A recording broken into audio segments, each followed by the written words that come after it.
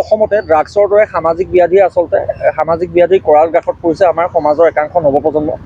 আৰু এইটো আচলতে সমগ্ৰ অসমৰ সমাজ জীৱনৰ কাৰণে দুশ্চিন্তাৰ কাৰণ হৈ পৰিছে। ড্ৰাগছ সেৱনকাৰীসকলৰ ফলত আমাৰ অসমৰ বিভিন্ন মানুহৰ ঘৰত পাৰিবাৰিক অশান্তিকে ধৰি মানসিক দুশ্চিন্তা বৃদ্ধি পাইছে। ইয়াৰ লগে লগে অসমৰ এচাম নৱপ্ৰজন্মক লক্ষ্যভ্ৰষ্ট কৰাৰ সদৃশ হৈছে। তাৰ লগে লগে অসমৰ বিভিন্ন সময়ত সততে এইবোৰ সন্দৰ্ভত যিমানে অভিযোগ উত্থাপিত হৈ আহিছে, আৰক্ষীয়ে যি সষ্টম ভূমিকা পালন কৰিব লাগিছিলে বা চৰকাৰে যি ধৰণৰ সষ্টম ভূমিকা পালন কৰিব লাগিছিলে, এই ভূমিকা পালন কৰাত তেওঁলোক ব্যৰ্থ হৈছে। কেৱল মাত্ৰ চেগা চুৰুকাকৈ দুটামান অভিযান চলাই তেওঁলোক ক্ষান্ত হৈ আছে।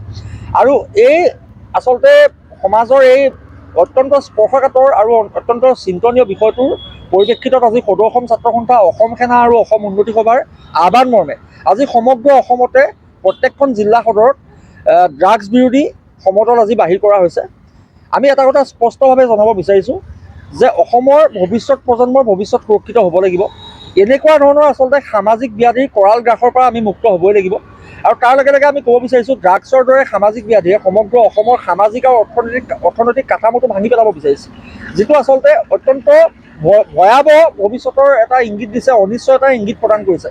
আৰু এইখিনি সময়তে আমি ক'ব বিচাৰিছোঁ 2021 চনত তেতিয়াৰ তদানীন্তন DGP ভাস্কৰজ্যোতি মহন্ত ডাঙৰীয়াই আপোনালোকৰ প্ৰচাৰ মাধ্যমতে আছাম ট্ৰিবিউন কাকতত এটা আৰ্টিকল দিছিলে।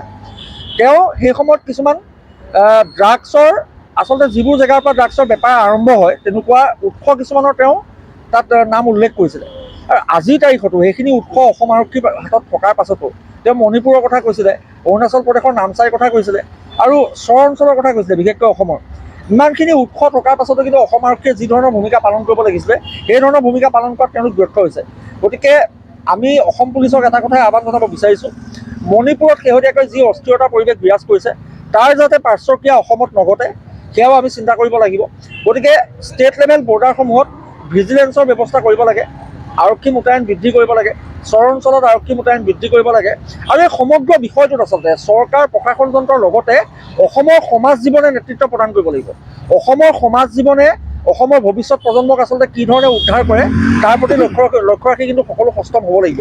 আৰু সেয়েহে আজি সদৌ অসম ছাত্ৰ সন্থা, অসম সেনা, অসম উন্নতি সভাৰ আহ্বান মৰ্মে যোৰহাটৰ বিভিন্ন দল সংগঠন, বিভিন্ন সামাজিক অনুষ্ঠান প্ৰতিষ্ঠান, সমাজ সচেতন ব্যক্তি, মাতৃ সমাজ সকলো ওলাই আহিছে।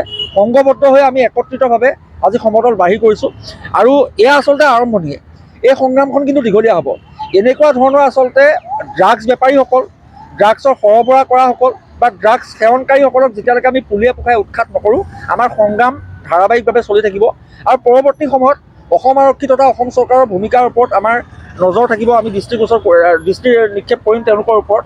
যদি তেওঁলোকে কোনো ধৰণৰ ব্যৱস্থা নকৰে আমি ৰাইজৰ সহযোগত ভৱিষ্যতৰ দিনত অসমৰ ভৱিষ্যত প্ৰজন্মক সুৰক্ষিত কৰিব পৰা স্বাৰ্থত আমি নিজাববীয়াকৈ হ'লেও ব্যৱস্থা গ্ৰহণ কৰিবলৈ বাধ্য হ'ম। Reporter live.